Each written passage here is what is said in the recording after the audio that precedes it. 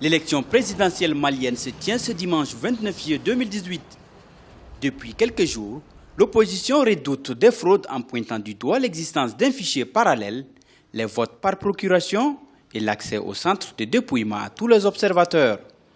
Ce samedi, le chef du gouvernement, les candidats ainsi que les partenaires du Mali se sont accordés sur ces questions.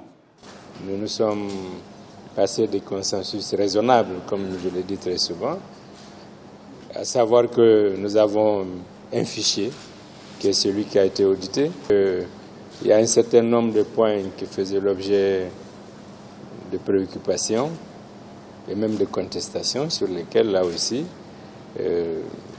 moi-même j'ai eu à prendre un certain nombre de décisions, notamment le retrait de l'instruction ministérielle concernant les procurations. Elle a été âpre, mais il faut remercier les représentants de la communauté internationale qui très tôt ont apporté une contribution de qualité afin que nous ayons des élections dans des conditions acceptables. Les chefs des missions électorales de l'Union africaine, de l'Union européenne, de la MINUSMA, de la CEDEAO et de l'OIF se sont improvisés en médiateurs pour ramener la sérénité dans les deux camps.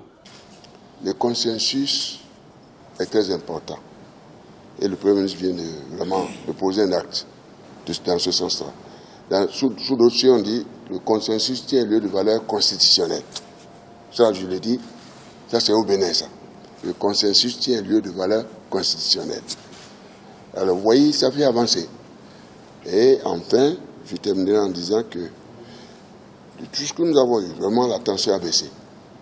C'est important que tout acteur qui participe à ce processus électoral puisse avoir accès au bureau de vote, au bon déroulement dans les scrutins, mais surtout pour ce qui concerne des observateurs nationaux et internationaux, je continue à dire que c'est un avancée très important pour le fait qu'ils peuvent participer à toutes les étapes de l'observation, y compris la centralisation. Ce sont 8 millions d'électeurs maliens qui se rendront aux urnes pour accomplir leurs devoirs citoyens.